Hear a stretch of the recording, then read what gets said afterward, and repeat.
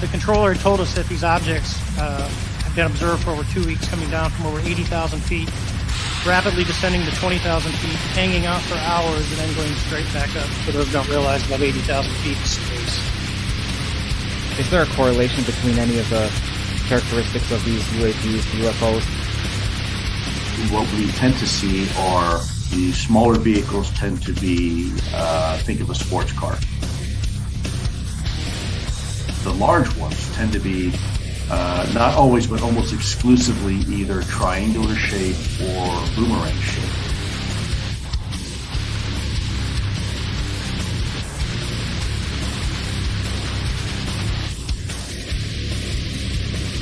Werewolves? I see dead people walking around like they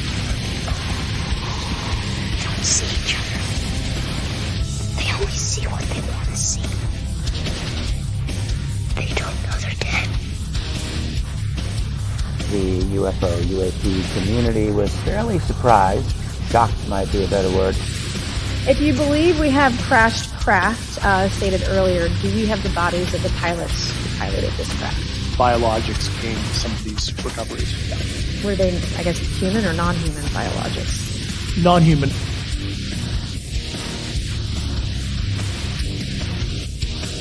Do you think there is life on other planets? Well, I'm not quite sure, but I suppose there would be. I've seen a flying saucer. You've seen one? Yes, definitely. At Lane Cove. When was it? 1953. You don't think this is a figment of your imagination? Several other people with me saw it.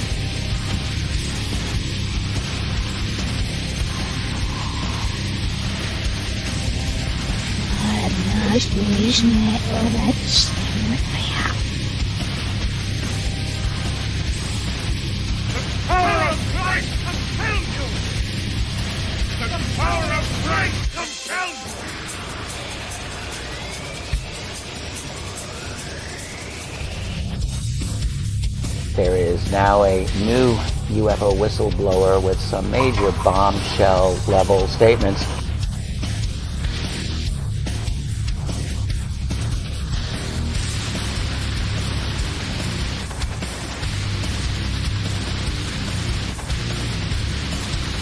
There's very compelling evidence that we may not be alone.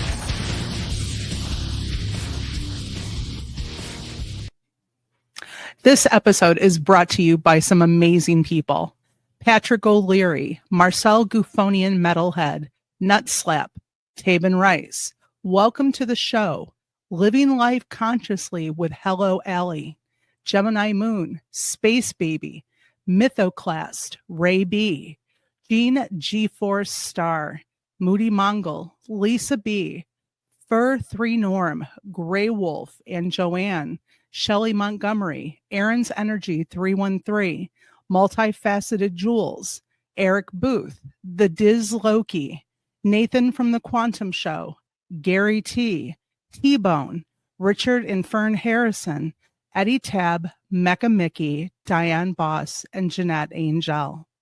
And a special thank you to all of our subscribers on YouTube, Spotify, and now on Rumble. If you wish to support the podcast, you can hit that join button below to become an Eyes to That Sky member. Or if you want to join the Patreon or to provide other support, the links are below in the show description. But now, on with the show.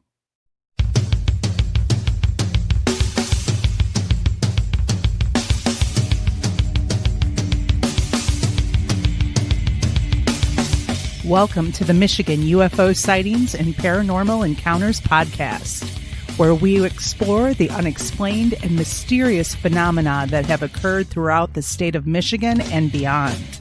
From UFO sightings to ghostly encounters, we delve deep into the stories, the evidence, and the theories behind these strange events. We are your hosts. I'm Michelle. And I'm Wayne. We are an educator duo that after an encounter with a triangular UFO in 2018 in Michigan, we decided to investigate UFOs and the paranormal. In this podcast, we will be speaking with eyewitnesses, experts, and researchers to uncover the truth about some of the most intriguing cases of paranormal activity in and around Michigan. Our goal is not to convince anyone of the existence of these phenomena, but rather to provide a platform for discussion and exploration. So, buckle up and join us on this journey down the paranormal rabbit hole. On an escalator.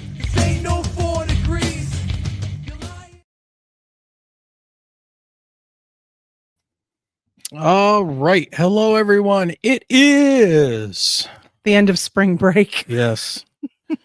With all endings comes new beginnings. And that is the beginning countdown to summer vacation. But it is Sunday, March 30th, 2025. And we're coming to you from deep within our bunker in the shadow of the great Motor City, Detroit, Michigan, as we are dealing with a very stormy evening. But we want to thank you for joining us on this very special episode with Alex Aldea and Dave Ferrigno, creators and co-host of the YouTube channel Brothers of the Arcana. We're talking Freemasonry, esotericism, and the paranormal, or something close to that. So we'll see how this goes. Hold on tight, but as always, let's do some quick announcements. Michelle, take it away. Don't forget, if you have a story that you would like to share with us, or if you need to email the podcast, you can do so at mi.ufo.podcast@gmail.com. That's right. Also, if you'd like to support the podcast, you can do so with PayPal, Super Chats, buy us a coffee, check out our merchandise store, or join the Patreon. All of those links can be found below in the show description. And if you decide to become a YouTube member or a Patreon member, you will get a shout out during the intro to the show and be listed in the credits at the end of the show as a special thank you for your support. So, and also don't forget to smash that like button, subscribe, and share out the show. Share us out. Share it out. Share it out. And speaking of subscribing, so we've gotten more subscribers, but we've also gotten more viewers, which totally skewed our numbers. So now we are sitting at 57% of you watching us right now or watching our saved shows are not subscribed. It just helps us out a lot if you could just hit that subscribe button for us. And if you like our content, hit that notification bell so you will be alerted when we go live and post new videos. So, and Michelle, next week, if you guys are ready for this one, April 6th, 2025, we are going to have on Lynn Monet, joining us for a haunting conversation. Yes. So make sure to set your notifications for that discussion. And yeah, that's going to be awesome. She's gone through a lot, her and her family, and we're going to talk about that and the attacks of the supernatural type. So, Michelle, go ahead and let's talk. Who's in chat? Oh, let's see. I got to say hello to Diane Boss, Kelly Lewis, Rick Davis, Nathan from the Quantum Show, Straw Dog is here, Tabin is here, Sir Brian Bowden is here. We'll talk about that song later, sir. We're going to have a little discussion, sir. I do. Sarah Stafford has joined us as well. Yep. So, all right, everybody, thank you for joining us. And I think with that being said, we should just go ahead and get into this. Get the guys on. Actually, you know what? That is true. Yeah, they sent us their bios, so we might as well read them. We do. All right, English teacher, go ahead. Well, first I'm going to talk about Alex. All right. So, co-host of Brothers of the Arcana podcast, Alex Aldea is a dynamic force in law, media, and personal development. I can't talk. I haven't been talking in front of the kids. So, as co-host of Brothers of the Arcana, he explores esoteric wisdom, personal transformation, and the deeper mysteries of life, engaging listeners in thought-provoking discussions that challenge societal norms and inspire self-reflection. A licensed attorney with over 14 years of experience, Alex has thrived in diverse roles, including commissioner of the Patterson Film and Entertainment Commission and a leader in legal recruiting. A nationally recognized speaker and author, he helps men unlock their fullest potential through self-discovery and sacred space practices. A dedicated Freemason and former Grand Chaplain of New Jersey, Alex's work is deeply informed by his passion for spiritual and philosophical exploration. As a world traveler, he seeks out sacred spaces and wisdom from gurus, medicine men, and esoteric traditions across the globe. With Brothers of the Arcana, he blends ancient wisdom with modern challenges, tackling topics from the Knights Templar to universal laws and the intersection of science and mysticism.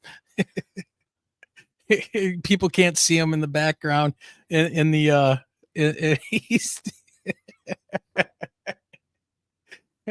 He's doing some silly stuff in the green room. Off the mic, Alex enjoys writing and mentoring others on their path to personal freedom and fulfillment. He's got a full plate. Yes, he does. And then we have Dave joining us, co-host Brothers of the Arcana podcast. Dave Ferrigno is a longtime paranormal investigator and co-host of the show, a podcast diving into UFOs, ancient civilizations, cryptids, the paranormal, and esoteric mysteries. A dedicated Freemason and member of multiple initiatic orders, he pursues the hidden truths of the universe through exploration, enlightenment, and ancient wisdom. With relentless curiosity and a fearless spirit, Dave challenges conventional thought, bridging the seen and unseen while inspiring others on their own journeys of self-discovery and spiritual awakening. Off the mic, Dave enjoys hitting the gym, golf, mentoring individuals, traveling the world, tactical training, fine cigars, motorsports, diving deep into history, searching for the truth, and he's a foodie. All right, so let's go ahead and bring them on. Dave and Alex. Hello, gentlemen. Good evening, everyone. Wayne and Michelle.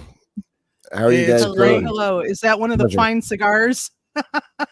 No, it's incense. It's incense, actually. We've replaced our cigar smoking with incense. Hey. So, okay. We find it helps in focusing sort of what we're going to be talking about at the moment. Yeah. Yes. And I was thinking to myself, well, what a phenomenal bio we seem to have, and Michelle's doing a great job of reading it, and that tripped me up to that song Phenomenon, and then I started going Phenomenon. Dun, dun, dun, dun, dun. No. Oh my gosh. Doing the Muppets. Was it Muppets or Sesame Street? No, that was Muppets. That's Jim Henson's creation. Maybe they're doing that in the Iraqi version of the Sesame Street. I didn't know there was one. That's a new one on me. Well, we paid $20 million for it, according to Doge. Yes, we did. Yeah, We I was paid just $20 thinking. million for an Iraqi version of Sesame Street. Why did we pay for it? That's what we do, apparently. Yeah. I don't know. I was but just know thinking exactly which Bigfoot doesn't video know our you're talking name, like about. Brian Bowden, Bigfoot knowing his name. I love that opening song. Oh, his unicorn song? Yes, That's a great one. Exactly. Yeah. Yeah. So, yeah, Brian created a new song for our appearance on his show coming up. Crap. And he already knows. He keeps on saying he's a dead man in chat. So, so we'll see what kind words Michelle has for him when we show up there on Wednesday. By the way, everybody, we are going to be on Brian's show on Wednesday, just so you guys know. I'll link Love all you, that stuff. Brian. The man with 30,000 podcasts And Hawaiian shirts. Yeah. Yes. Listen, let me tell you, he has an almost unrivaled collection of Hawaiian shirts, I have to say, and they're all really nice. But yeah, well, thank you guys for having us. Really appreciate it. It's a lot of fun, and I'm glad the weather held out to be able to do this. So that's very cool. Yeah. It is pretty sketchy out here right now, and the sky keeps changing colors on us, and lightning and thunder. It's typical Michigan, possible tornado or straight winds or something. So spring in Michigan is always a roll of the dice. Spring, right? Yeah.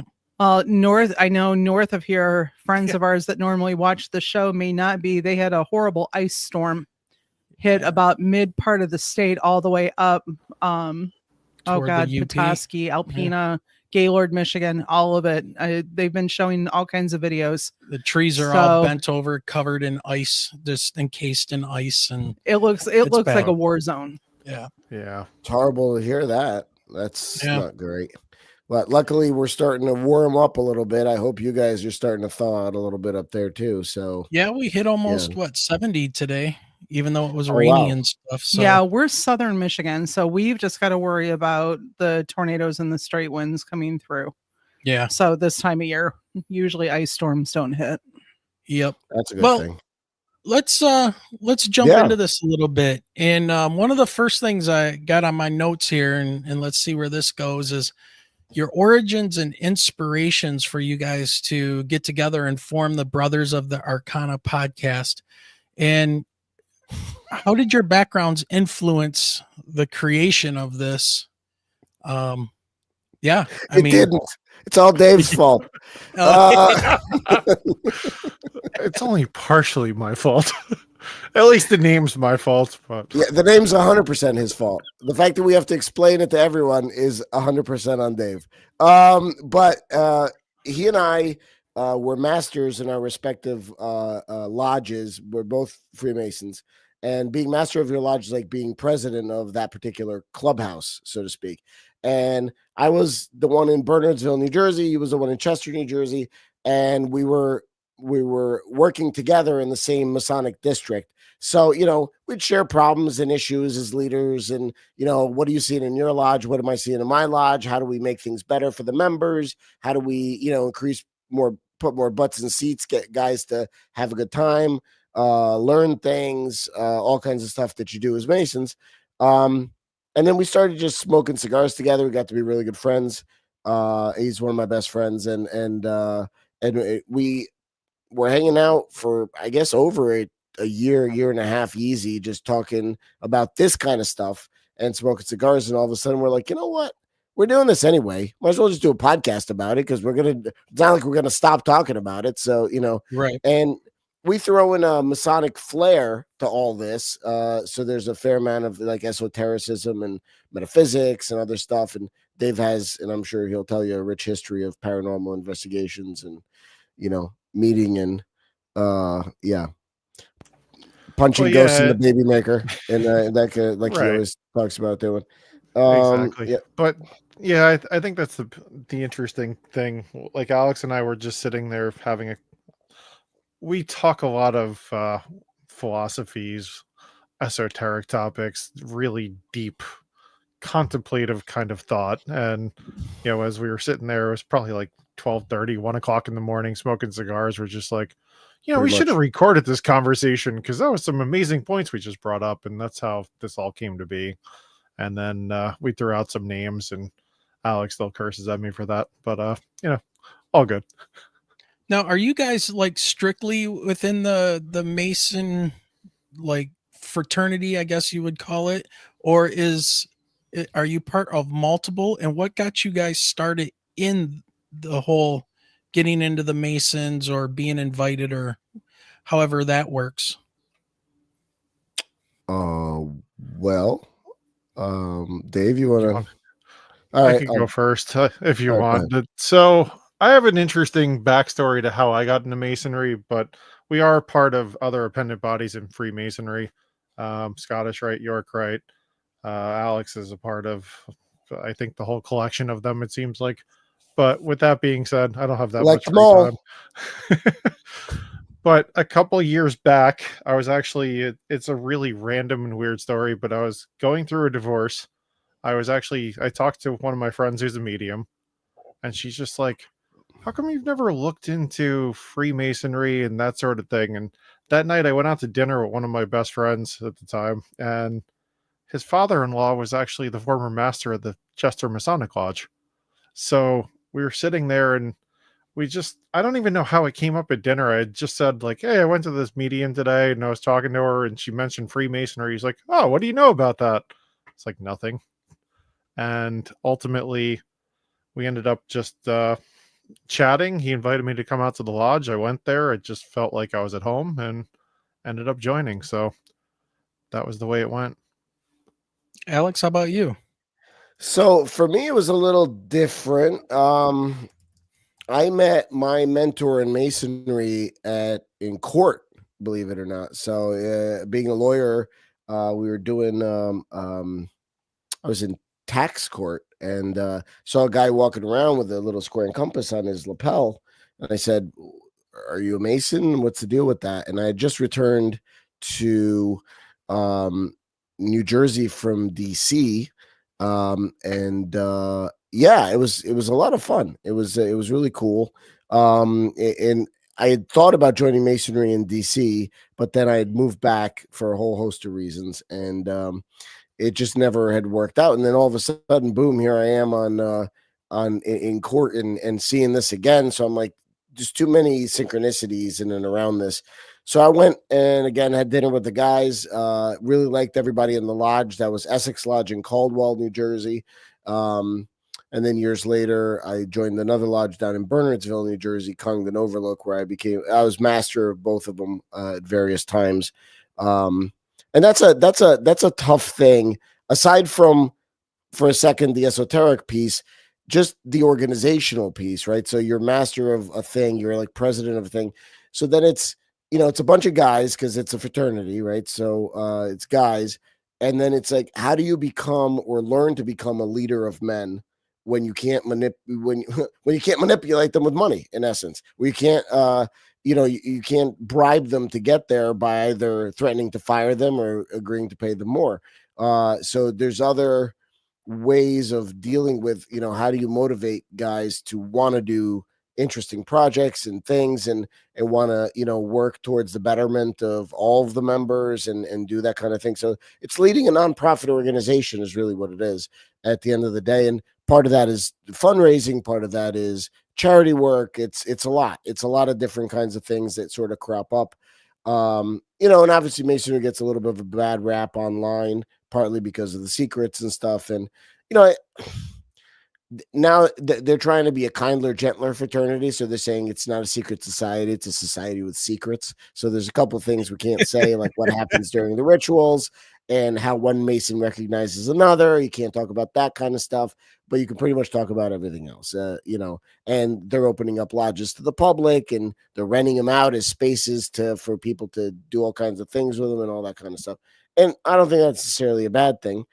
But, would be back in our grandfather's day, he could have been a Mason his whole life and he never would have told you, even if you were his grandkid or whatever. You had to ask him 3 times to be a Mason without him prompting you in order for him to then say, "Oh, man, I'm glad you asked me." And he couldn't tell you that it had to be 3 times before he was allowed to then talk about it with you.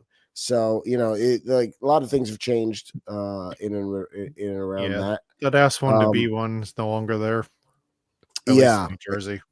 At least in New Jersey. And which I'm all for because there's a lot of great guys that I think would benefit from this system. And what was the second part of your question before I blab on? Just like your background influences and I want to dig into this, the esoteric and what you guys mean by that. And since you brought it up, the secrets and everything, what's so secretive? I mean, there's people out there talking about sacred geometry all the time, Randall Carlson, and, doing online drawings and showing you and teaching you about all of this stuff. So it's like, what is so secretive? And I know that's giving away the secret, but it's like the worst kept secret is saying you have a secret. Well, look, because everybody's going to be on you. You go online and almost everything is that is a Masonic thing is online. But here's the biggest secret in Masonry is really the gestalt that happens in the lodge during the rituals. And there's nothing you could buy Duncan's ritual right now if you go on Amazon and you could read what at one point was the ritual in who knows, some lodge somewhere. But the truth is, I think I did add a chapter to the bio, Brian. Yes, I don't know where that came from. I think Dave did it, or we ran it through ChatGPT to try to get it better. But the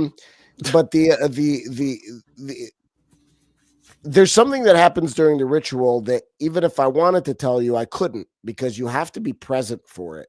There's a magic that happens in that moment, and it creates what we call the mystic tie.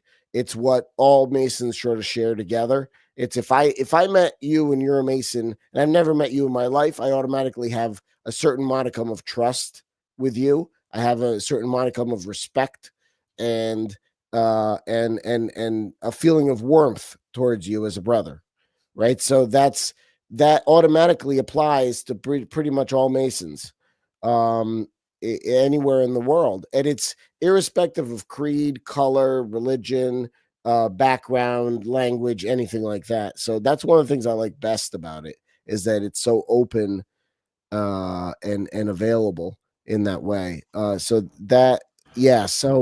But outside of that, so what is esoteric? Esoteric is the opposite of exoteric. So exoteric means outside teachings, right? So, but esotericism exists almost everywhere you look. So certainly in any sort of church or temple experience, any sort of yeah, I would say, like, you'd say spirituality, like any occult teachings, alchemy, the Kabbalah, Hermeticism. There's also correct philosophy and religion, like you're saying, Gnosticism or Buddhism. There's all these hidden teachings. Martial arts obviously have both an exoteric and an esoteric background. Any sort of meditation aspects and all that kind of stuff. So yeah, I would say. And like Alex alluded to before, the metaphysical aspect, that's really where sacred geometry and energy work comes into play. Yeah, in fact, on our podcast, we have a new playlist that we put up about a month and a half ago, 2 months ago, called the educational playlist, and on it we have a couple of different presentations. I have one there on quantum entanglement, vibration, and Freemasonry, and I have one on sacred geometry, church design, and masonry. Just go to playlists there. There you go.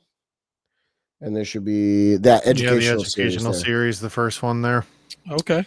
And so basically, and then Dave has one on paranormal. Yeah, I'm going to be doing I've yet to record it, but we're going to be doing the paranormal. We're going to be doing UFOs and probably cryptids as well. Just doing presentations on that for an educational series. Cool. Yeah, so we're trying to get, as Mason's called, you're searching for more light. And it's light just means you're searching for more wisdom, inner wisdom, outer wisdom, all of that kind of stuff. And that's one of the services we're trying to provide. I said alchemy, Brian. Yes. Yes. Did he mean least or lest? Anyway, so the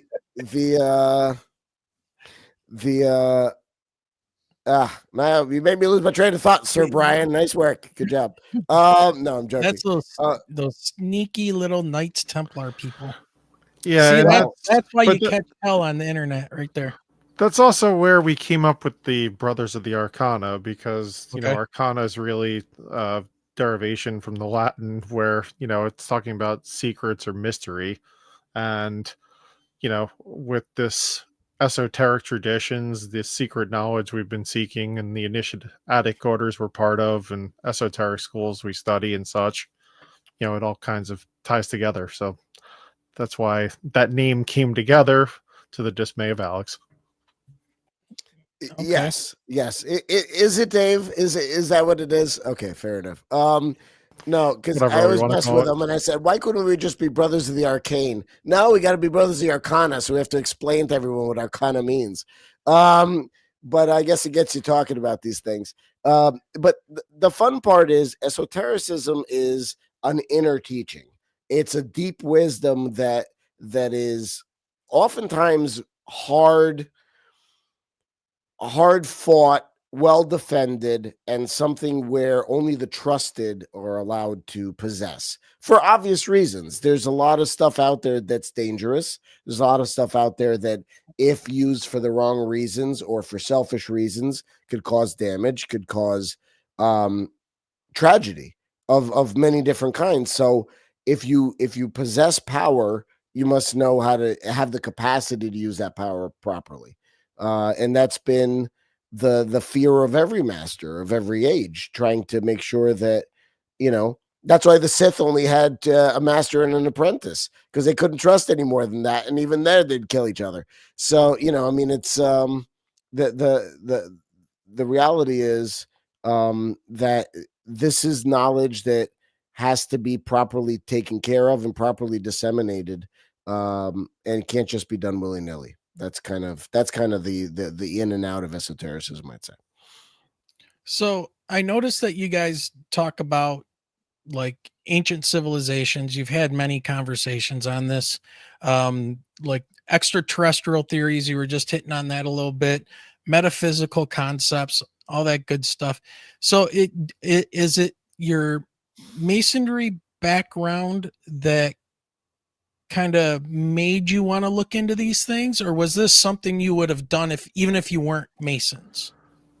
I think I was doing this long before I was a Mason. I think Freemasonry just gave me a different layer to that puzzle, unraveling the onion. And, as we talked about on our last podcast, it's kind of the front porch of esoteric orders and such. So, right. As we continue to seek knowledge and dig deeper into the mysteries of life and the universe, it's certainly just something we came across, and I think at least for me, has benefited greatly. Yeah, for me, it was, I grew up in communism in Romania as a young child and then came over here. So I really didn't have, I was baptized as a child, as they do in the Orthodox tradition for the most part. But outside of that, you really don't get much in the way of religion and education of that kind. That was very frowned upon at that time. And so when it came to America, I had a sort of hunger on my own, and I sort of discovered a lot of this stuff on my own. Also was interested in the occult. There's a really great used bookstore in Montclair, New Jersey that had like so many different crazy occult books and other things like that. And I was always just fascinated with that kind of thing.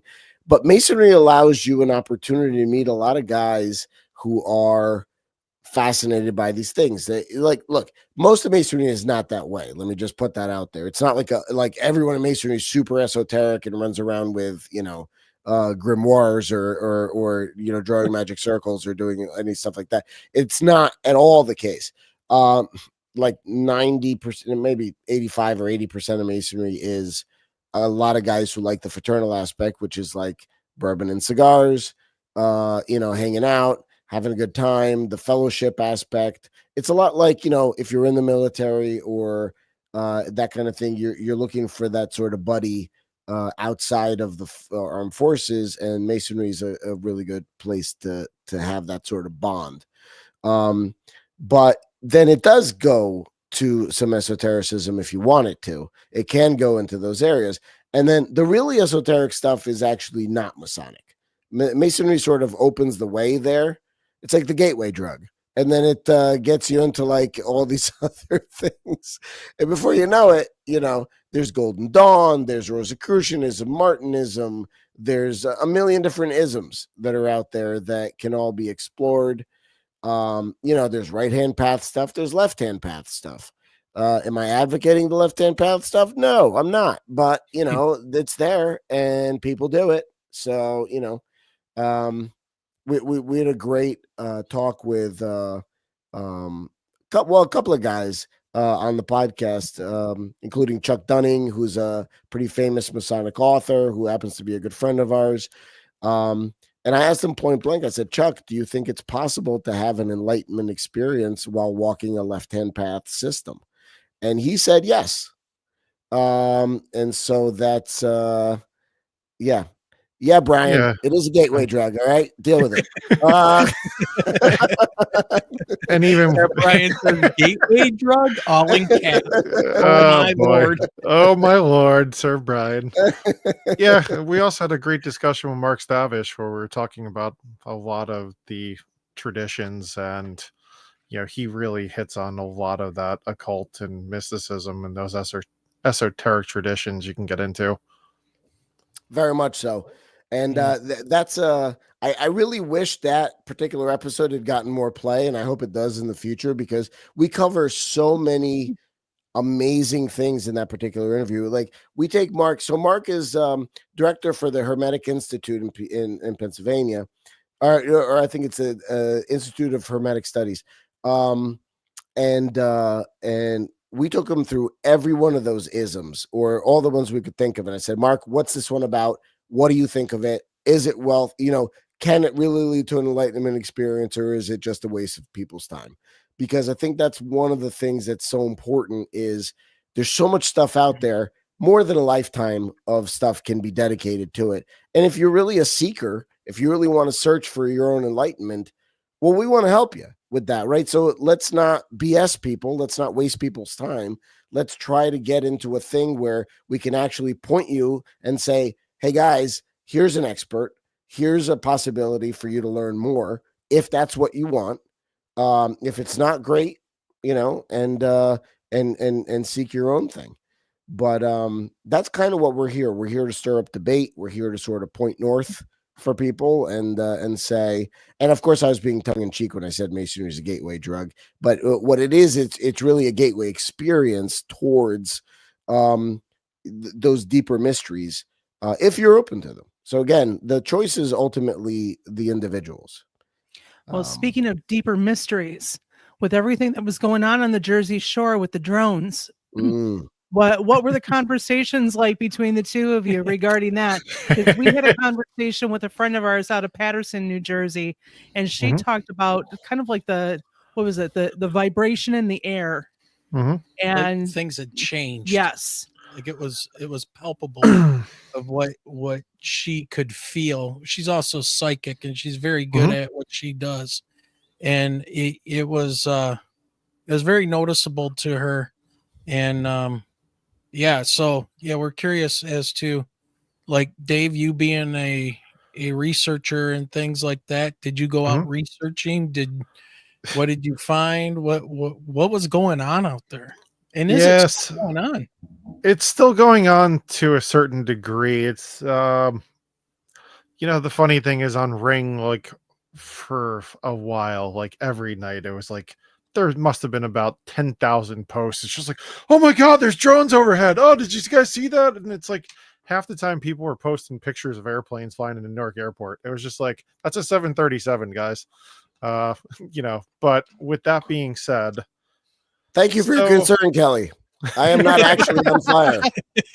We keep a fire extinguisher next to him. Don't worry. But yes, I'm only on fire metaphorically. So, okay. It's incense. In terms of the New Jersey drones, I think initially, when you look at when these drones first popped up, they came up right after the election. So our current president typically flies into Morristown Airport when he's going to Bedminster, which is where his golf course is located. There's another location further south as well, but he typically is in Bedminster. So what was interesting is the drones popped up immediately following his election. And then on top of this, they were scanning. These drones were hovering overhead. Some nights you could actually see them. They were just stationary. A lot of times they were moving, but you could just tell they were flying on corridors where their other planes were. What I theorized at the time, and I went out and I tried to take some videos. I mean, granted, some of them are very unclear, whatever else, but I was watching them constantly because I live right by Morristown Airport, which is where he flies into. As the bird flies, I'm probably about a mile or less from there, actually. But with that being said, my understanding was that, so I'm not sure if you're familiar, but off of Sandy Hook, there's Naval Weapons Station Earl. Yep. So what they do is they have cargo ships that come into port there. They'll transport nuclear waste and other waste that they take off of submarines and the ships. They get transported down to Fort Dix or McGuire, and there's actually tunnels for the trains that go underground. Supposedly one of the containers containing some nuclear waste went missing. My understanding is that there was the case that they put this in. It's like a really cool looking case, and it's about $115,000 in value. So they weren't sure if somebody just stole it or if it was actually nefarious, and they were trying to use it for a dirty bomb. So what was interesting was they were scanning the area. So what my understanding was, they were doing this at night. They were scanning overhead, and they were trying to see what the ambient temperature was, and also the conditions, see if there's any radiation or anything else that was popping up. And they were triangulating that with satellite information as well. They were just trying to get a baseline to see what's going on. There was actually, I don't think it really made the news, but there was a truck that got stopped on Route 15 going north. They had a bunch of smoke detectors in it going to a Home Depot or a Lowe's. But, it picked up, and there was like 30 feds, like in the state police, like surrounded this guy at gunpoint and everything. Like he was shitting bricks. And, unfortunately fortunately, I should say, it was just, smoke detectors. But to your point, I think it changed the energy in the area. People were really afraid, scared.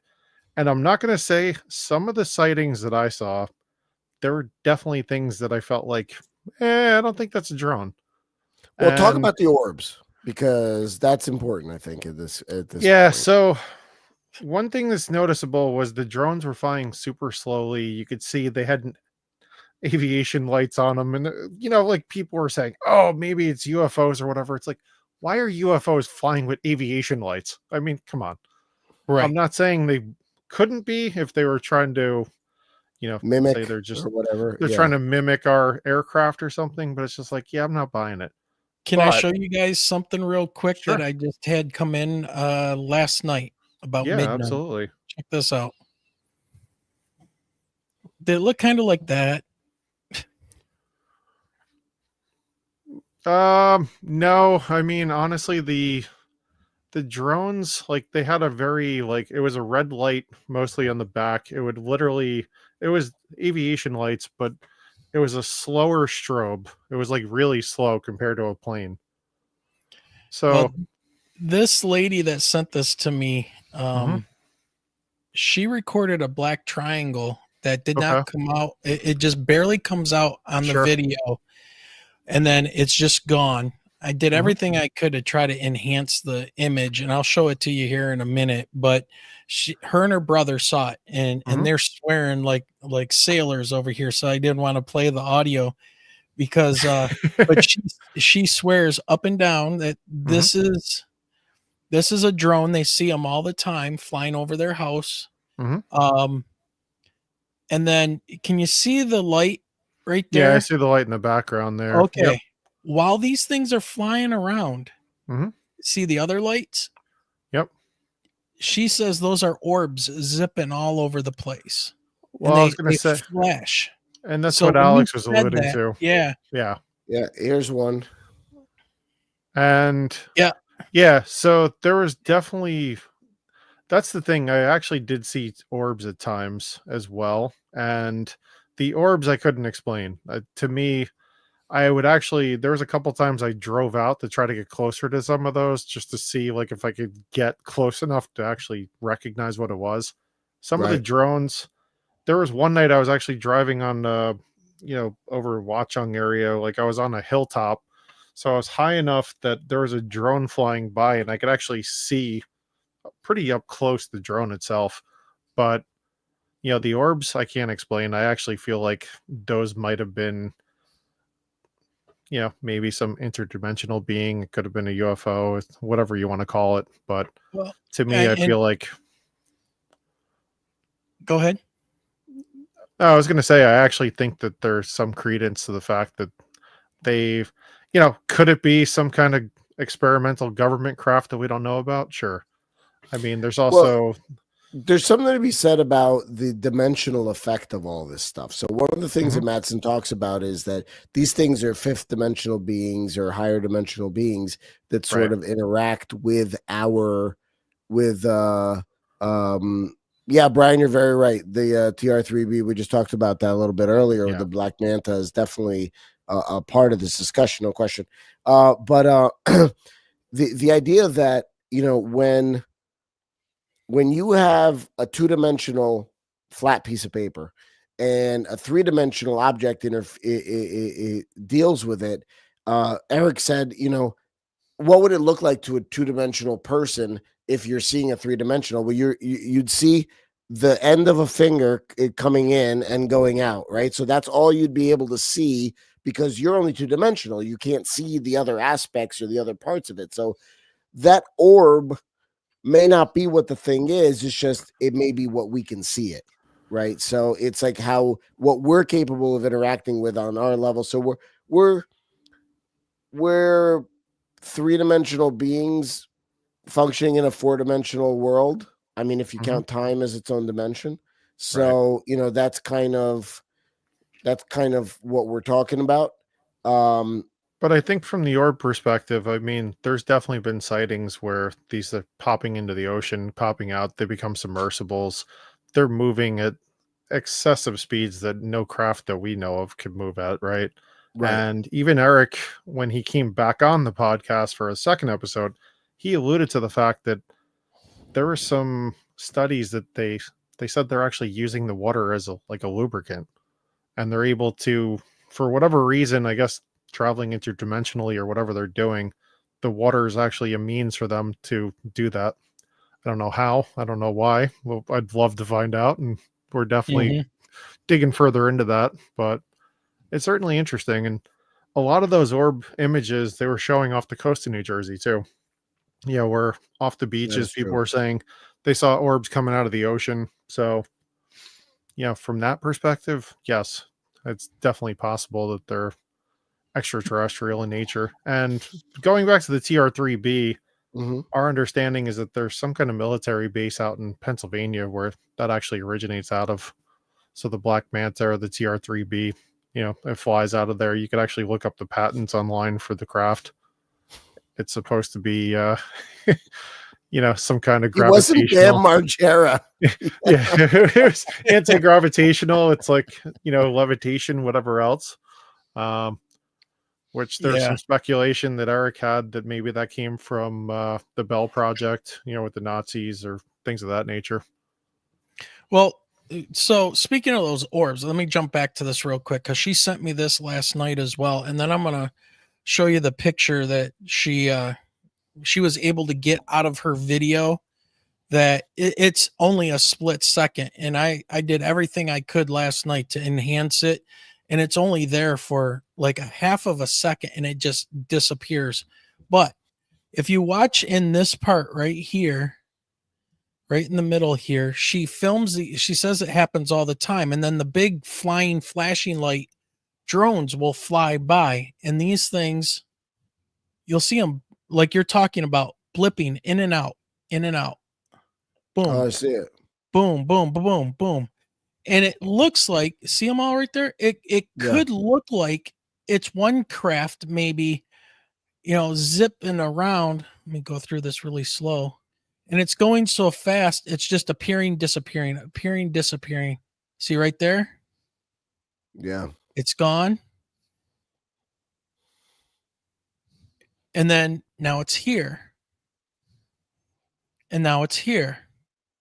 Well, is this time lapse or is this all done? I mean, it seems like this is here. I'll just play it full speed. So. It's her camera on her phone picking up the surrounding lights. Gotcha. See how it's like they're zipping around. She says she'll see them every night. She can make a video like this every night. Wow. And she was asking me what kind of camera can she get that would help her be able to see these. So there's that. And then let me share with you guys. Yeah, see, what I always like to do, I pull up a radar, so I typically like to look at the ADSB, which is the automatic dependent surveillance broadcast, I think, from planes. And then there's also, like the live radars you could kind of pull up, because what I try to do is at least try to debunk things and say, okay, I'm seeing these flashing lights in this direction. Is that just a plane? Is it high level? Is it low level? Whatever else.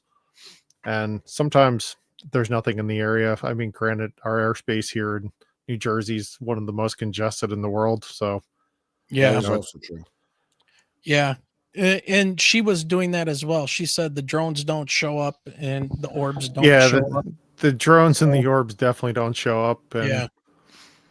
Well, they need to have transponders on them, and they need to be picked up by radar and that signal return.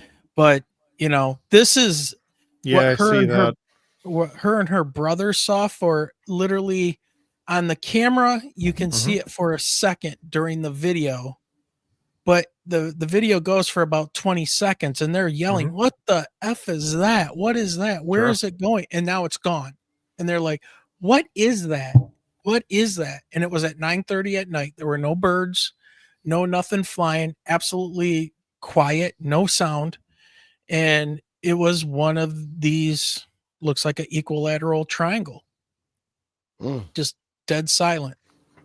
And she wanted me to enhance it and stuff, and I couldn't get it any better than she could. I'm not a video picture guy that can do all that stuff. But yeah, so that was, just talking about that, things that just came in last night to us about what's going on. And she's on the East Coast over here, so Lake Erie area.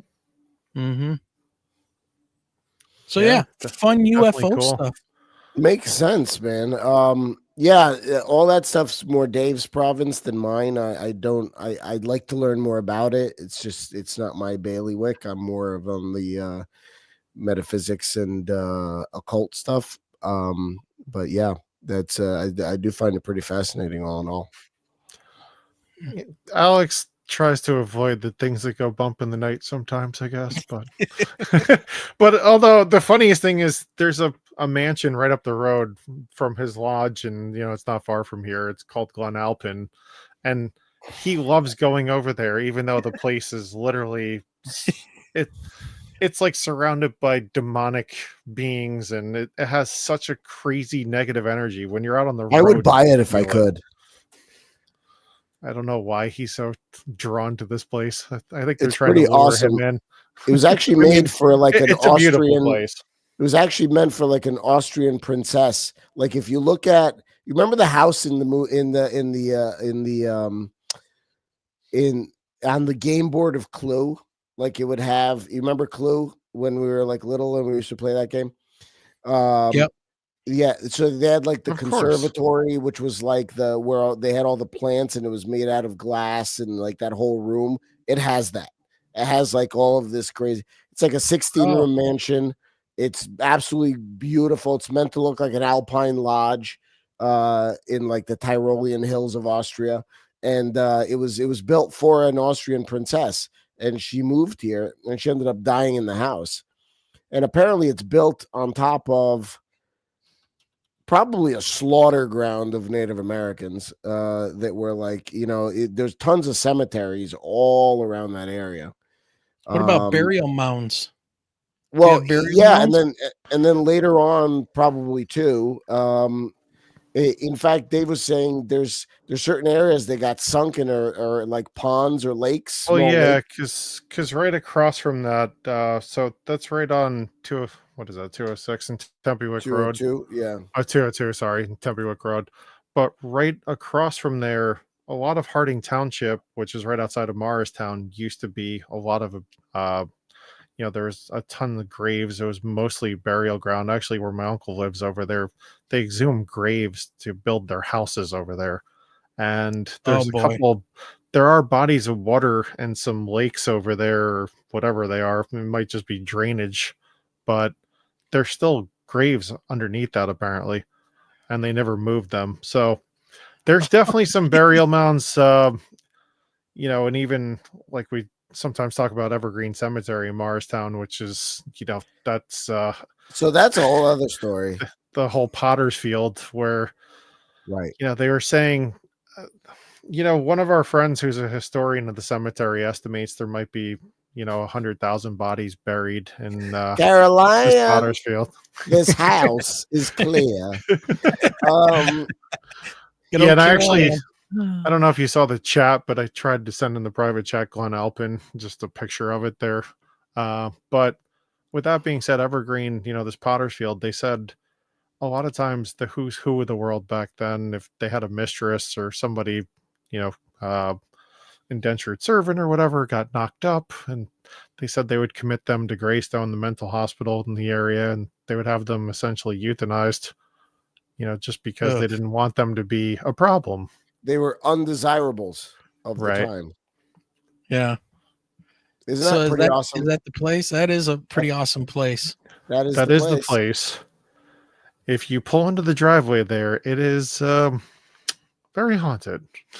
Especially give them the whole output, because what ended up happening was I drove to it at night on my own, and I got to about a quarter of the way up the driveway from the street, and it's exactly what happened to you guys when you met the aliens on that road in 2018. I smacked up against the barrier of psychic force, and the thing said, "Get the hell out of here. You're not wanted here. Beat it." And it was not nice about it in any way. It said, "Get the fuck out." And so I'm like, well, you don't need to tell me twice. And so I backed up the car and got out of there. And then I talked this over with Dave, and Dave, in his usual, way of dealing with ghosts, he's like, let's go punch him in the dick. Let's go. Come on. So, we drove the next day, but what did you dream about the night before?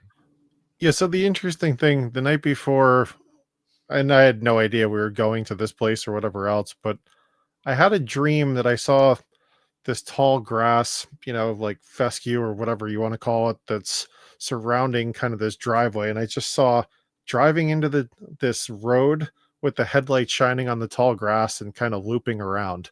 And Alex, I was driving home with him from Congdon that night, and he's just like, "Oh, why don't we stop over at Glen Alpin?" I'm like, "What? Oh, okay, fine, whatever." As soon as he pulls in the driveway, I all of a sudden, I love punching ghosts in the dick. Why not? But, so as soon as we pull in the driveway, it's like we're not doing that behavior here at Michigan UFO Sightings and Paranormal Encounters podcast. God. Do not punch ghosts in the penis area. Well, I tend to do that, but I guess you can go for a throat punch. Why not? But anyways, so we pull in, like, as I see Alex's headlights and the tall fescue in the grass, it dawned on me immediately. It's like, I saw this last night in my dream, or whatever it was. I don't know if it was a dream or just astral projection or whatever, and then Alex is just like, "Oh my God, this energy's so heavy." I'm just like, "Just pull around." I was like, "Screw him. You're fine." So we ended up looping around the driveway, and I could actually see all throughout these demonic and shadow figures just all around this drive. And that's where that negative energy and just that incredible force of like, "You're not welcome here, leave," is coming from.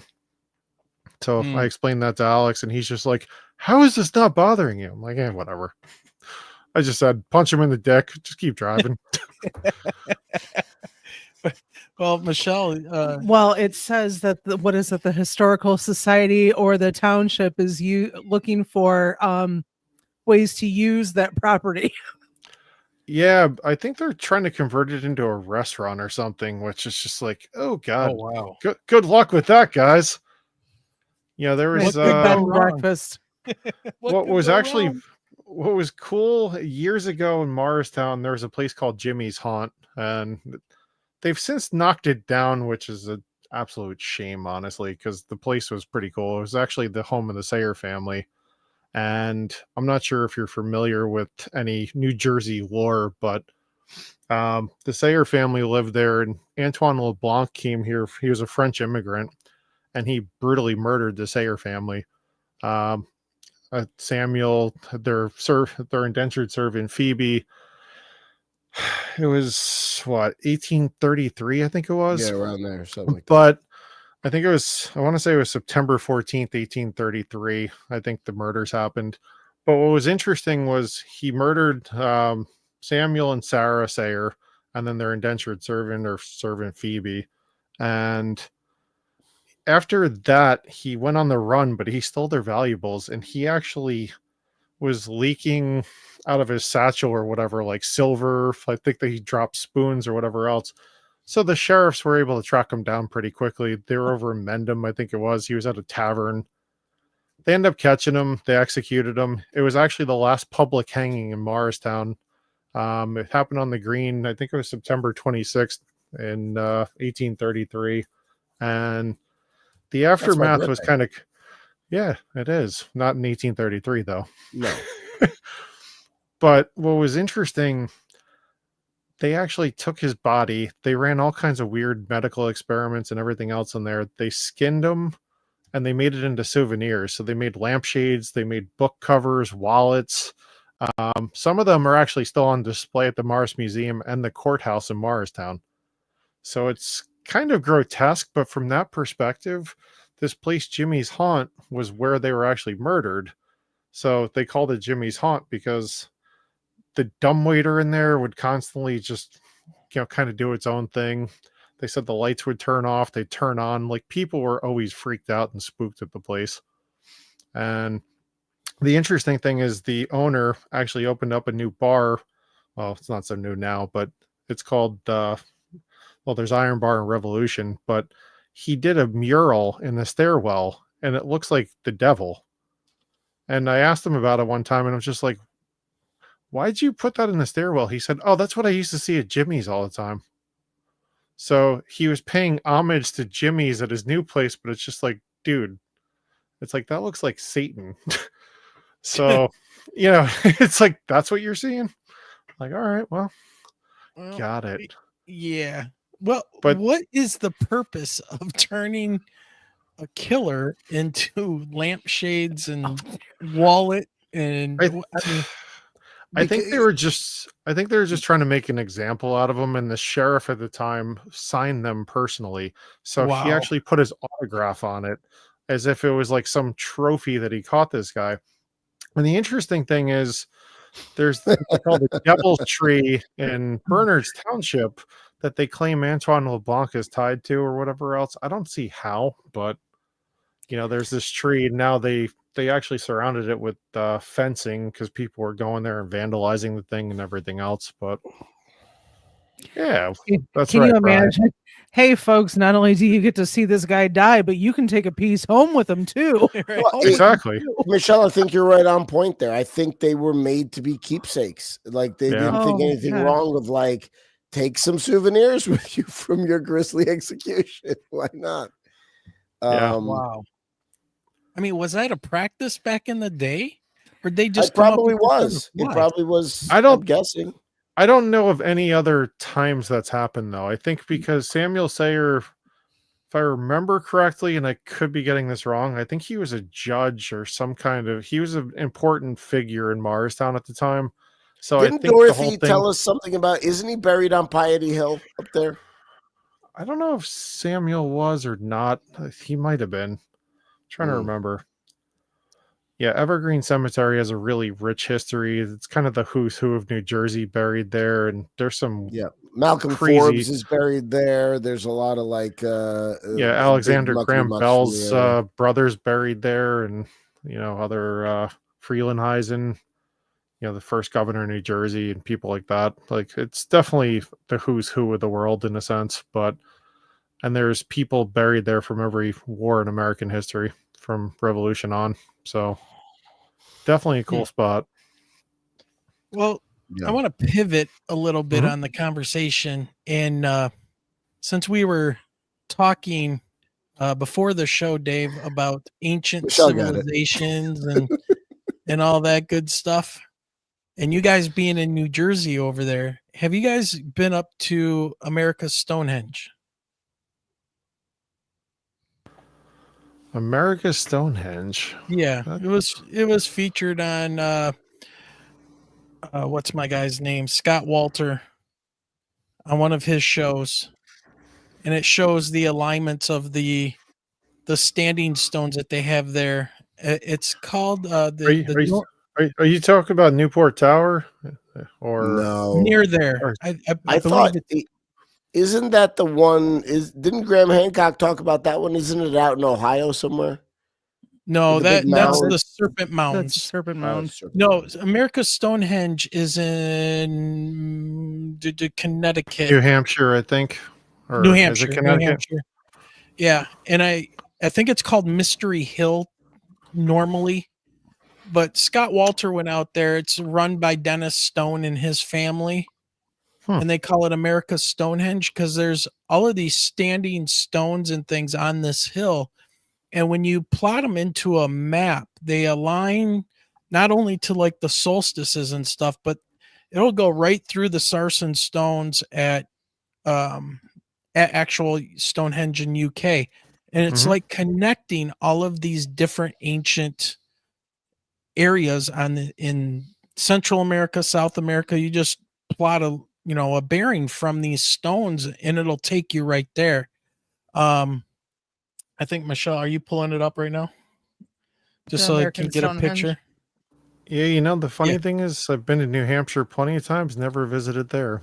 I'll have to add it to my list. I have. You know what? Maybe we'll take a trip up that way and and see about doing that. Salem, New Hampshire.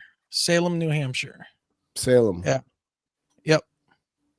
I want to go to Salem, Massachusetts on Halloween one of these years. I think that'd be pretty fun.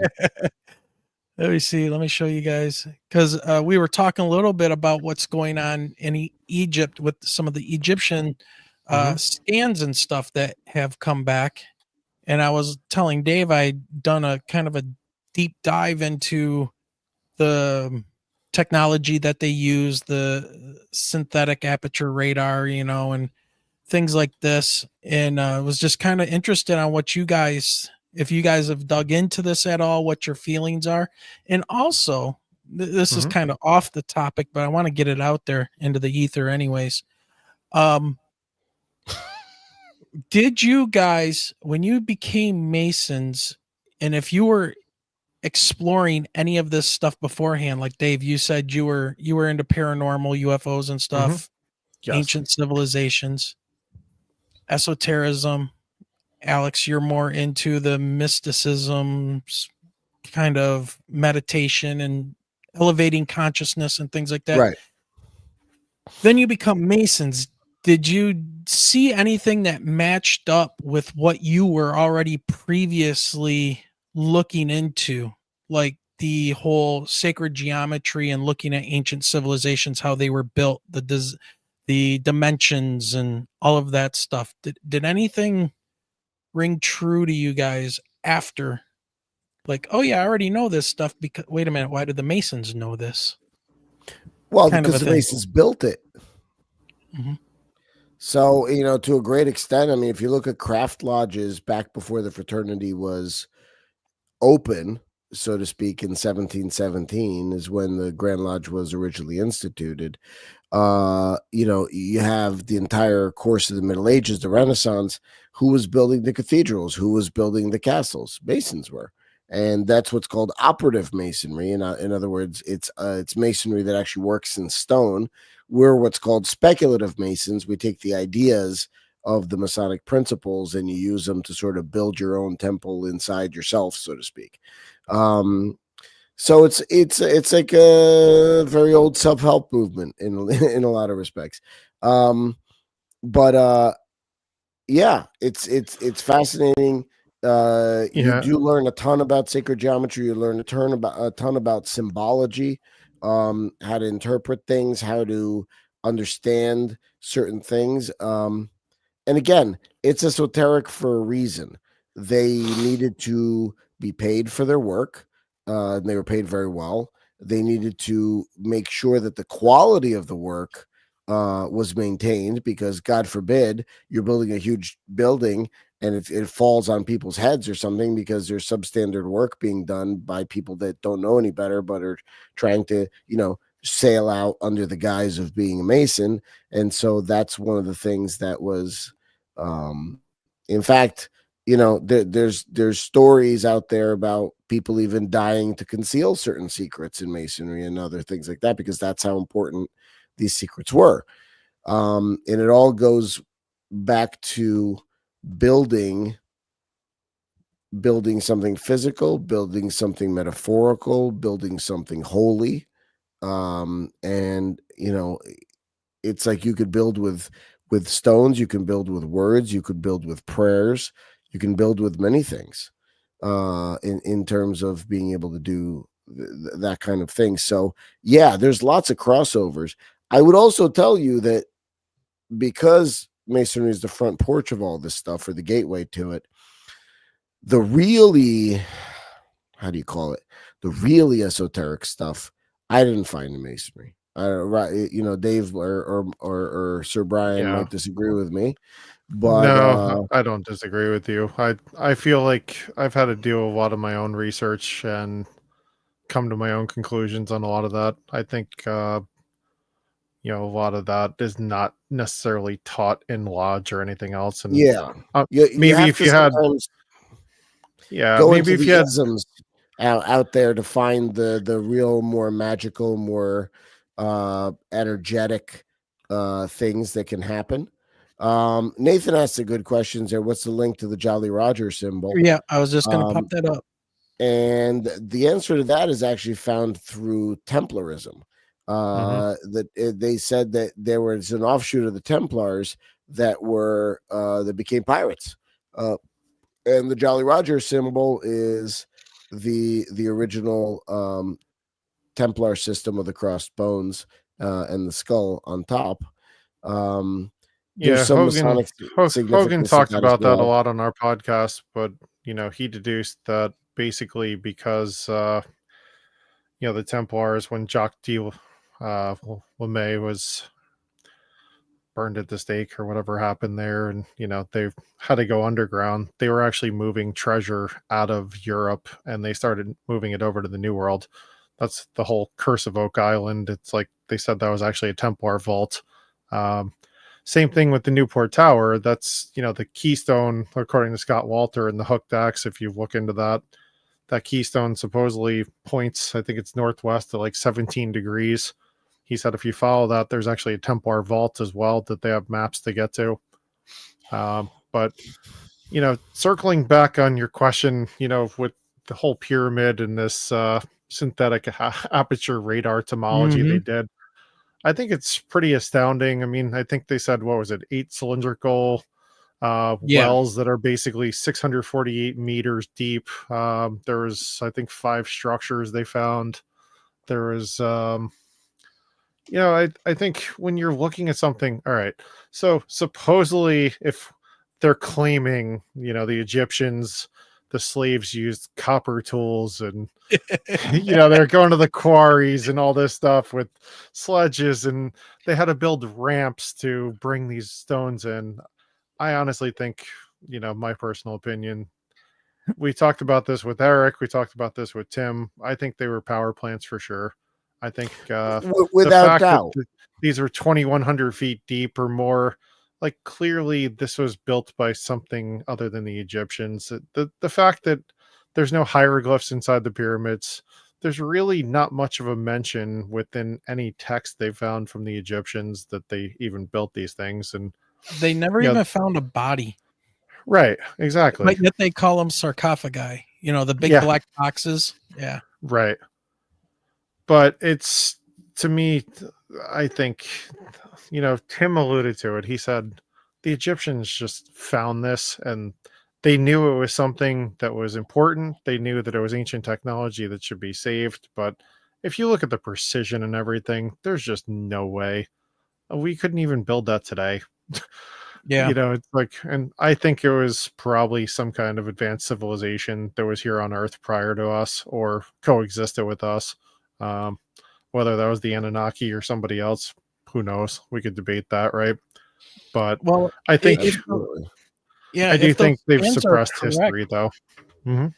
If those scans are correct, that's that's almost a kilometer down. Just those 8. It's just, is the technology giving us, and the software that they designed, is it giving us accurate readings?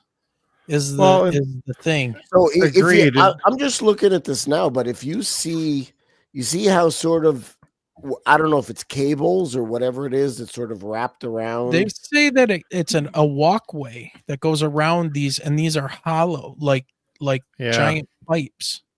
Interesting. So because, but I don't know if that walkway is made out of, whether it's made out of metal or whether it's made out of stone and dug around.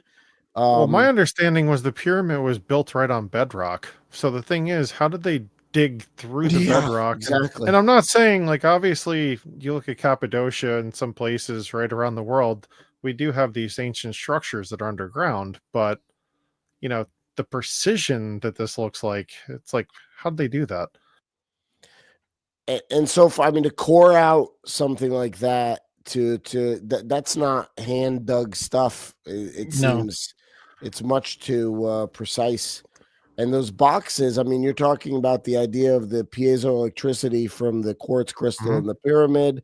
Then, you know, the way that those things are wrapped reminds me of what Eric was talking about, where you could just take a stick and do copper piping around it, and it would basically you could pull down you know, energy or free energy out of the ionosphere with it. It'll make your plants grow better.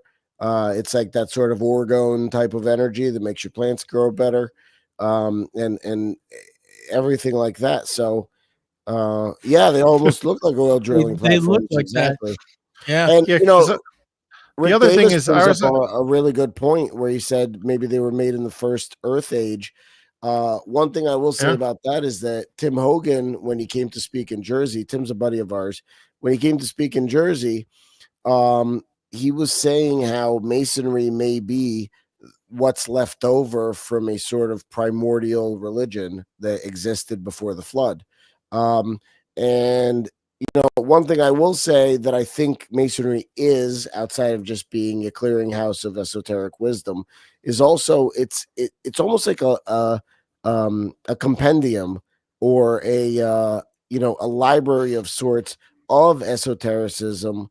A lot of people say if there's ever another flood or something, it would be masonry would have one of the abilities to basically recreate civilization based on all of the stuff that was there, all the wisdom that's gathered, and that kind of a thing. So you know, is that true or not? I don't know, but it's interesting to think about. We can't even order guys pancake breakfast. I'm not sure how we're rebuilding the world, but that's okay. You know, did Brian say that? No, but I'm sure he would. Oh, I'm sure he would too. What are we talking about? Pancake breakfast? Oh yes, Brian did say something. And I'm looking for it. Well, the Egyptians weren't making pancake breakfast, that's for sure. No. All right. No, and I think to that point, I honestly, I just think, you know, clearly history from what we've been taught and what is actual reality is completely different, right? And yeah, you know, the interesting thing is I was actually looking into this a little bit more because I was just like, was there a possibility of like the I don't even know how to say it properly, like the Aeolian sand, or, you know, like the Sahara Desert. I was sitting there trying to research how long would it actually take for sediment and erosion of over time through the desert for this to even build up to say, let's just say these things were, you know, only a couple feet tall at one point and they just kept adding onto it as, you know, say the ground layer rose. I looked it up. They said it might take like 680,000 years or so, because there's really not that much erosion in that area. And, you know, I saw something else where somebody was arguing that they actually said, you know, maybe the ocean was right there at one point, and it's actually sand from the ocean as opposed to, you know, just the desert. Because you look in biblical times, you look at Mesopotamia and all these other places, they were supposed to be these lush landscapes, right? With all these gardens and everything else. The Nile River Valley too was supposed to be very fertile. So the question is, at what point did it become a desert? You know, yeah. and was that the Younger Dryas that actually triggered that event where, or was it something before? Exactly.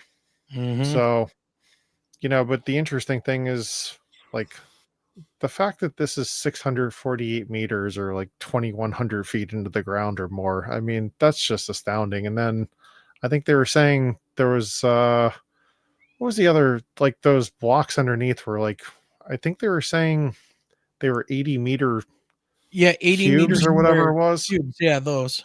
Yeah, right. Sure. And I think it spans 2 kilometers total or something along those lines. Like that's just insane when you think about the gravity of how big that is. Yeah, these are 80 meters by 80 meters. Yep.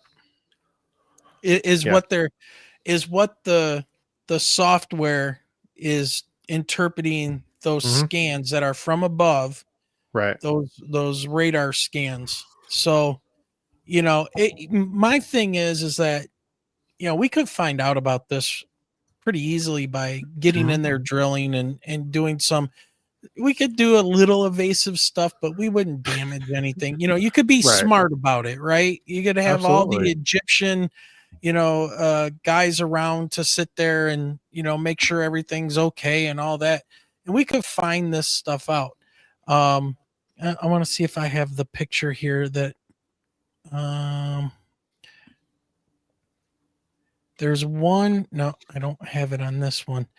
Anyways, the thing is that let's say this radar data and stuff turns out to be a bunch of falseness. Okay. So it's over. It's no good.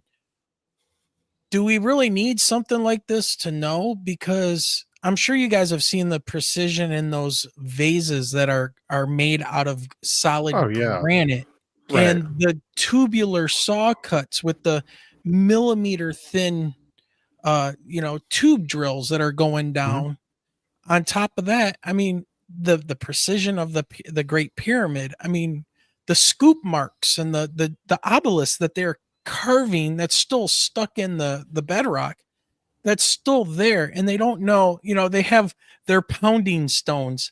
They say there's people pounding out these grooves in this rock, and nobody could do that with a pounding stone. They're perfect, like symmetrical.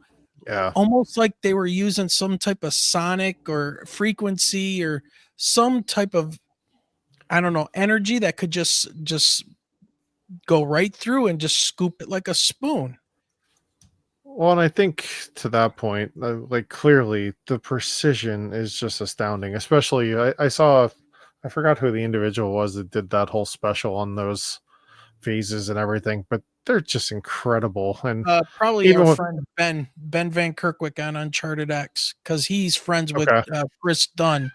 Sure. And Chris Dunn is a metrologist, so they measure things to the hundredth of an inch for aerospace, and they brought those vases in and measured all of them, and the precision was ridiculous. There was no way they were handmade. Insane. No, they definitely weren't handmade. Well, and then I think to the point of you're talking about acoustics or whatever else, I do think it had to be levitation or some kind of method using frequencies and vibration to move these, because they didn't have cranes. They weren't floating these 80-ton, 200-ton stones for hundreds of miles down a river or whatever else, over mountain ranges, or, you know, it's just, and it's not even just like, all right, the pyramids are one thing, but there's other structures all around the world. So, well, what about Edward Leeds Calhoun, Coral Castle, Florida? Right. So the whole idea of he would, they talked about the fact that he could levitate or somehow work with and create and move all these stones on his own. And whenever somebody came around to try to observe him, he would just stop and he would just stand there until they left. And then they would, So, I mean, look at that, you know, and even if they had finished that. Well, and here's the other thing to this. But here's the thing. It's one thing to transport it. How do you stand it up? Right. Exactly. Yeah. Like, and then who's getting underneath that and just being like, oh, push. Okay, we got it. Well, and you can see the scoop marks go all the way down. You start to see how they would do it with Stonehenge, where they would actually dig a hole underneath it, fill it with water, and then they would basically tip it until it stood itself up. But I don't know if you could do that with something that big. I mean, look at this. This is what gets me. They say, and there's a little pounding stone right there in the picture. Okay, that is hilarious. These scoop marks go underneath the unfinished obelisk and then change directions and then come back and up. It's almost like some kind of a backhoe type of like a backhoe or some kind that could go through this limestone. and you can tell they're evenly spaced. It was the same tool. You're not going to get that with pounding stones. It was just some dude with a bucket, right? 30,000 some dude with a diaper and a bucket. Yeah. No, I don't think he was doing it. Exactly. And they did it all in a couple of years. No big deal. Right. And then, you look at this thing and you're like, okay. And you can see that probably while they were making it, there was an earthquake or something that fractured it. But you look at that, there's people standing on half of it. Okay, so how do you get that thing out of there? Float it? Was there water there? Could you flood it? Right, that's the whole thing. It's like, how are you, and not only move it, but then lift it where it's upright. Yeah, so I guess for me, I don't need any of this stuff underneath Khafre, the second pyramid, to be true. For me to think that the ancient Egyptians, I'm talking pre-dynastic Egyptians, the ones that were talked about in Zet Tepe, the first time, and all of these anamorphic or whatever they are, the Horus and these different gods that they called them, they were here. There was something else here, or some type of humanoid or something that had these technologies, or we were just more advanced. And then something happened that wiped them out. And then the next humans come across this stuff and become a cargo cult and go, hey, let's stick our dead bulls in these boxes. The Serapeum is what I'm talking about. Because if you look at the Serapeum, I'm going to pull up my map here. Are you guys familiar with the Serapeum? No. With the black boxes? Let me show you guys this. Let me share. Stop sharing that. And people listening on the podcast, jump over to our YouTube so you can see all of this stuff. Yeah, the Serapeum is in Saqqara. Tim Hogan showed us that in a presentation. Right here. This is a map, but look at how they are designed. It's almost like you want your these boxes offset so that they don't interfere. It's almost like some type of a polarity thing, like batteries. Right. Yeah, and they're all at a 90-degree angle. None of them are directly across from each other. And there's still more of them that are buried that they have to go through and still excavate. And then there's the one that's stuck. Well, I'm not going to say stuck, but it's just sitting in the hallway right there. And there's no way that they could have moved it down the entranceway and made these right turns with it. Tim talks about these things being made out of dendrite. It's called dendrite, which is like this extremely a resilient granite that they found in the area. And like they said that it's incredibly hard to chisel this thing. You have to basically cut it with a laser or use acid in order to basically scoop it out, because regular cutting techniques will just destroy your chisel because it's just that hard. So and they claim that's why they found beeswax, because they thought that they were using acid wouldn't in the beeswax. They would use acid to make cuts, and then the beeswax wouldn't go through that. But the fact is, like, these sarcophaguses, or the sarcophagi, as I guess they're called, some of those are 80 tons. Yeah, the precision that they were cut is insane. The angles, I mean, they're perfect 90-degree angles. Like, there's actually, I know that one picture where they're showing they're holding the framing square, and the thing's completely square. It's just like, okay. Clearly somebody did this with a chisel. And 100%. But the other interesting thing, when you look at some of these, look at the hieroglyphs or the carvings in them, you could just see they're so shoddy compared to the precision of what was done. So to me, that was done well after the fact. Somebody just came along and it's like graffiti. They're writing on the thing. It's just like, hey, it's like, let me put my selfie on here or whatever. Right. Yeah. Because I mean, they were the ultimate taggers, right? They would find something. They figure if they put their cartouche on it, it was theirs. And that meant they built it. So exactly. Yeah, it's it's fascinating stuff. So, and I think a lot of it has to do with they just want to take credit and say, yeah, our civilization was so much more advanced than the rest of the world, and we were able to do this when nobody else could. Just like exactly. Yeah. Like, don't think so. Be right guys. back. Okay. Sure. Yeah, I feel like at some point, maybe somebody will come along and just be like, yeah, we built those. Yeah, maybe the Anunnaki or somebody will come back to Earth and just be like, yeah, you guys didn't build this. It's like, well, here's how we did it. there are those theories out there that talk about that is what the pyramids were for. If you talk about industry, that they were for developing these acids or some type of acid. That could be the case. I feel like, I think Eric talked about, and even Tim Hogan talked about, like, in the King's Chamber, if you actually look at the sarcophagus in there, it would be the exact dimensions or pretty close to the dimensions of the Ark of the Covenant. So they theorized that was actually a power plant.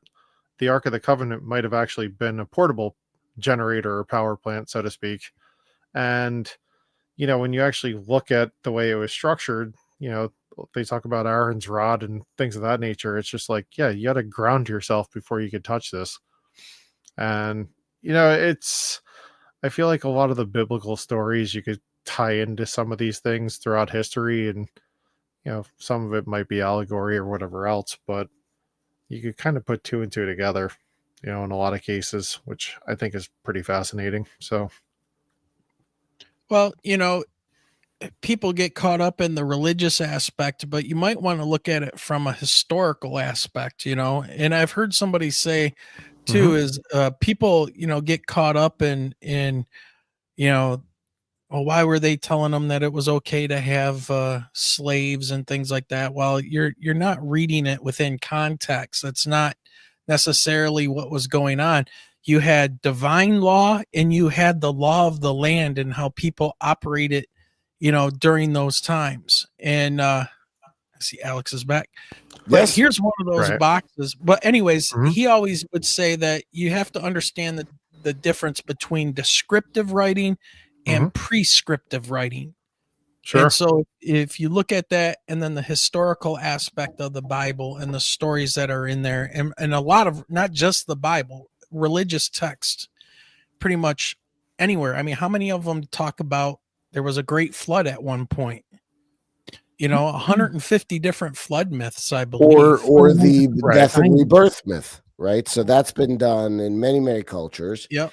I first actually heard about that weirdly during a survey course on religions in college, when you heard about Inanna and the Iraqi and the Babylonian goddesses, and the Mesopotamian goddesses. But in my home country in Romania, they had the first monotheistic religion in Europe was the religion of Zalmoxis, which was the Dacian religion. And again, he went down into a cave and he spent, I forget what it was, 3 years or something like that down there. And he said, then he came back out, and then he said, he did a whole bunch of stuff. And he said, I'm coming back at some point, and it's one of these sort of Messiah things. And so did Kukulkan, so did Quetzalcoatl. If you want to look at the Aztecs and the Mayans, there's so much of that. Osiris, same idea. So that's really, it does happen all over the world. All right, and then you start looking into some of the places in Turkey, this huge underground. Oh yeah, like Göbekli Tepe and all these places. Well, yeah, Göbekli Tepe was above ground, and that's a whole other thing. With it wasn't. It wasn't. I mean, it was buried. Right. Do we know if it was buried? How was it buried? All kinds of like, stuff like that. So during Kuru or whatever, however you pronounce it, you watch your Turkey, mouth. It's like by Cappadocia. There's but to that point, there's so many. Like, even the Aboriginals talk about a flood myth. The Mesopotamians, the Sumerians, the Akkadians, Babylonians, the Norse, the Greek, Native Americans. I think the Chinese, I think there's some African tribes that actually talked about floods. So clearly, is it really just a myth? It's like, right. And I know Randall Carlson talks about there is evidence that there was a great flood. Göbekli Tepe, it seems like there might have actually been, what I always found interesting is the animals that are carved on the pillars. Was that actually the resting place of Noah's Ark? And did they sacrifice some of the animals? Not all of them, obviously. Otherwise, that would have been counterintuitive, as Alex put the other day. Well, counterproductive to save all the animals. And, right. It's like sacrifice. Good barbecue that night, but no. What I always found interesting about Göbekli Tepe was the carvings are relief carvings. They're not carved into the stone. The stone is carved around them. Right. Like that takes a lot of mental effort and physical effort to be able to do something like that. And those T pillars or whatever they call them, man, those are and they look like Easter Island. Like they have the same type of design work and everything like the Moai on Easter Island, because you dig down underneath those heads and there's bodies there, and they have the same isn't that kind of weird? belt. It's like, why did they choose to bother carving those things just so they could bury them? It's so strange. Unless they were trying to depict their gods, maybe the Anunnaki, maybe the all of these various things. So that's the kind of stuff that really fascinates me. Yeah. I think to that end, I mean, there's so many ancient megaliths all over the world. Even here in the United States, right? At Serpent Hill and such. Yeah. But why can't we really excavate these things and see what's truly going on and when it was actually built? Yeah, and Michelle mentioned just a couple minutes ago the giants. Yeah. Okay, talk more about that, Michelle. What are we talking about here? The Nephilim or the Irish giants? No, the Nephilim. Like the ancient ones, like way as back. far as the theories of the construction of the pyramids. Even the Mayans talk about that. The Mayans talk about they had giant people that built those. They say they didn't build them. They were there. Well, and we look at those massive structures and, wonder as far as the construction and how they were moved. I mean, it's one theory. Well, certainly could be. What gets me is that and I love Randall Carlson. He's a great dude and he's funny as hell and he's cool to hang out with and talk to. But we'd love to get him on our podcast, by the way. Maybe you guys can help us with that. That'd be great. Oh, good luck. It took us 3 years. It took us 3 years.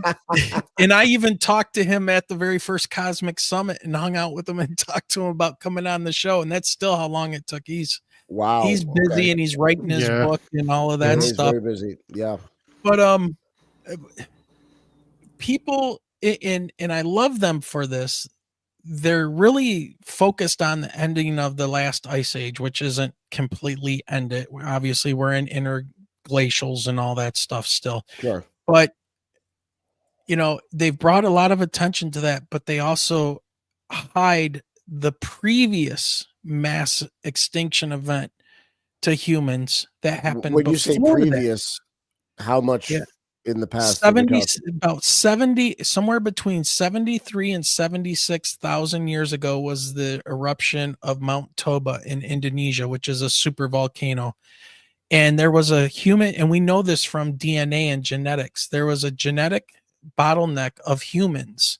We all come from about 5,000 to 10,000 surviving humans in Southern Africa. And so 76,000 years ago, this volcanic eruption was so bad and it set off other eruptions around the world that everything was wiped out. You can look it up. They talk about it. And we basically come from anywhere from 5,000 to 10,000 humans that survived 76,000 years ago. Now, who's talking about this? Nobody. That's the problem. You can find it in all the encyclopedias and I've read about that. Yeah. But then let me ask you, how do you know what happened? Oh, there's all kinds of evidence for it. And there's our genetic line can be traced to 10,000 humans. Our diversity. We're not as diverse as we want to think we are because of skin color. We're just different tones of brown. So it doesn't, but yeah, you look up Mount Toba in Indonesia 76,000 years ago. And we've restarted before. Right. It seems like there's definitely been cataclysmic events throughout history. And obviously, I think what I find interesting is they said they found bones of giants in the US and other places, and they've all disappeared, of course. And suddenly nobody could find those, right? It's like, where did the skeletons go? It must be in that warehouse from Indiana Jones where the government's just throwing everything in there, right? Yeah, they're just hiding it in plain sight. They're putting it in movies, so you think it's all garbage. Really, it's true. Or to basically desensitize you to the fact that when they do tell you, you're not going to freak out. You're going to be like, well, I saw this back in the 80s. So yeah. Yep. Well, yeah, but even David and Goliath in the Bible, right? That was a giant. Exactly. Yeah. Everybody knows that story, but nobody seems to even sit there and contemplate. Wait. Well, the giants. He was a giant. The Nephilim, right? That took human women as wives. Everybody's like, oh, that just means giant like those are men of renown. That means they had a lot of prestige and stuff. No, they're talking about how big like Nebuchadnezzar's bed was.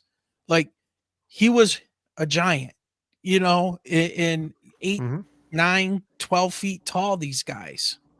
And and I've also read, and I don't know how true this is, and it's I think more of a theory than anything else, but they said depending on the level of consciousness that's reached, the bigger individuals get.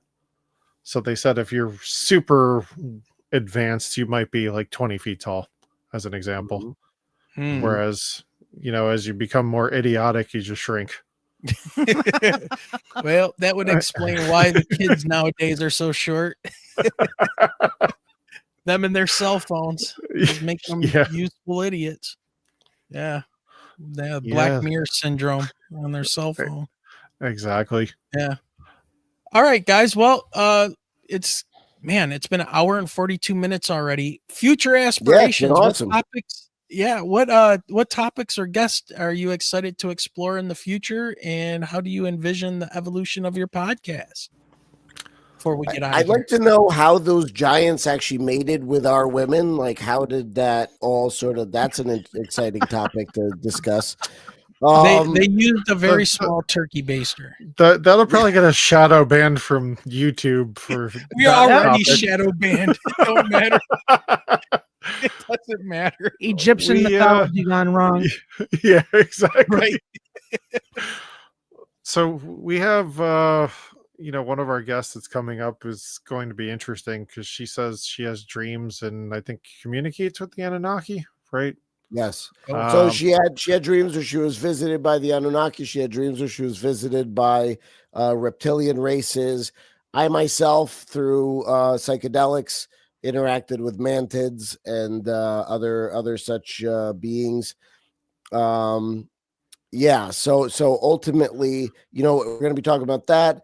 And we would love to get, and as you say, it took you guys 3 years, and I understand that these guys are very busy, but, getting guys like Randall or guys like, he's a Mason. And so, we're hoping that we can get him or somebody like Neil deGrasse Tyson or somebody, we could talk about quantum entanglement with him and physics and such.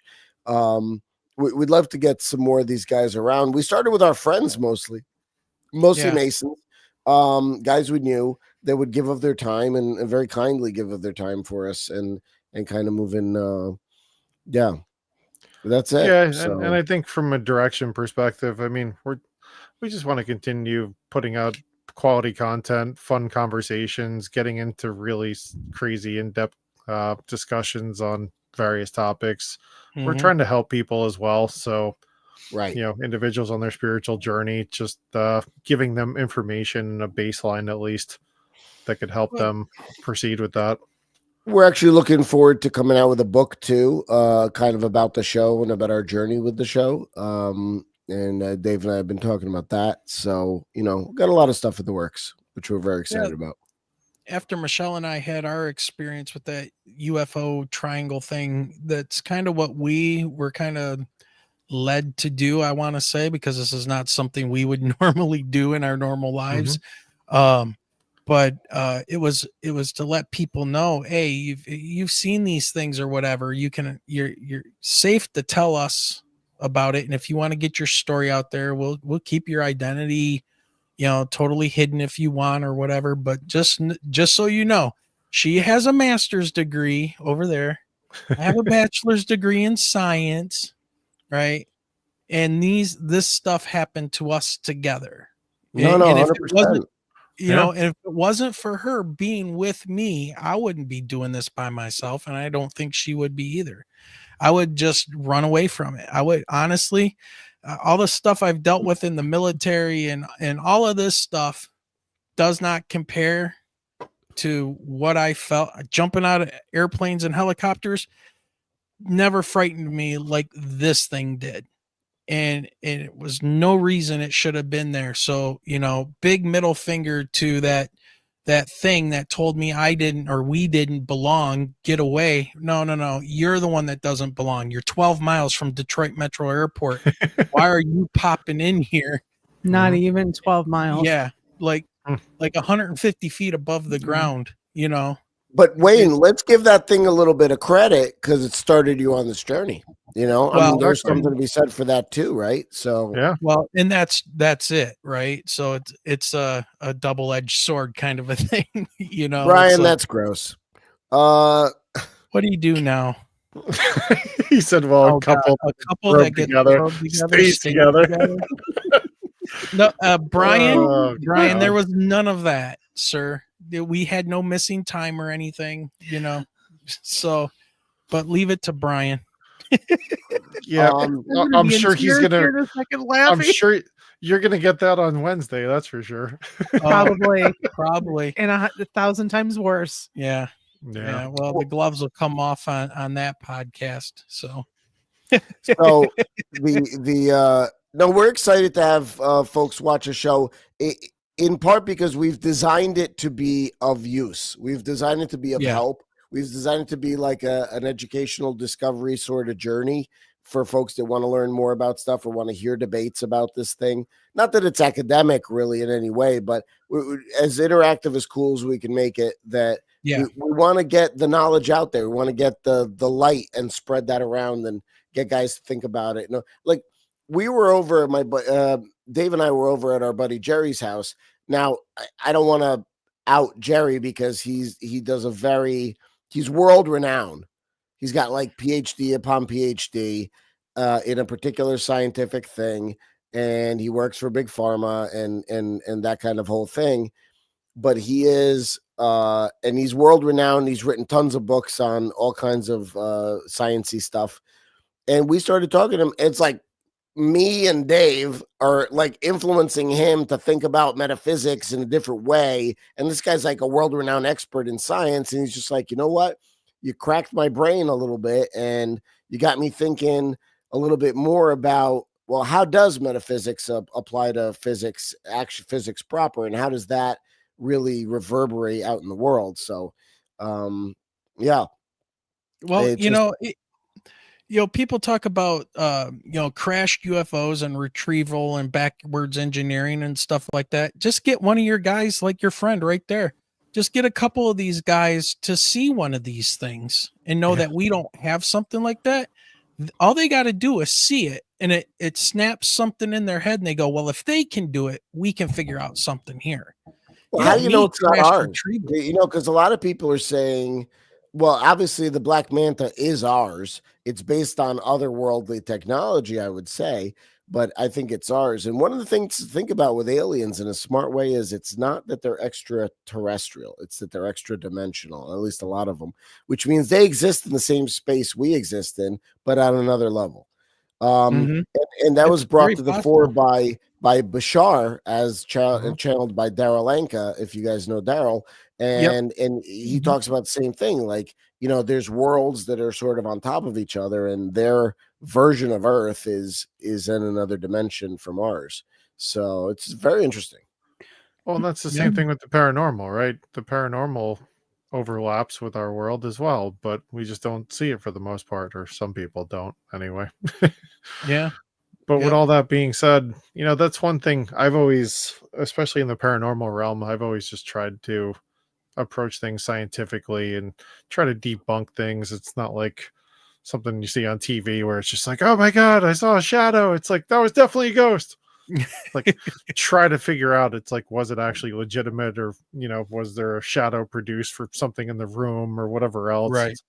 Try to turn off your cell phone and leave it outside so it's not interfering with any EMF readers and things of that nature. So, I think it's important to take the right approach to it. And, obviously you want to find as much information as possible, document things, but if it's not there, it's not there.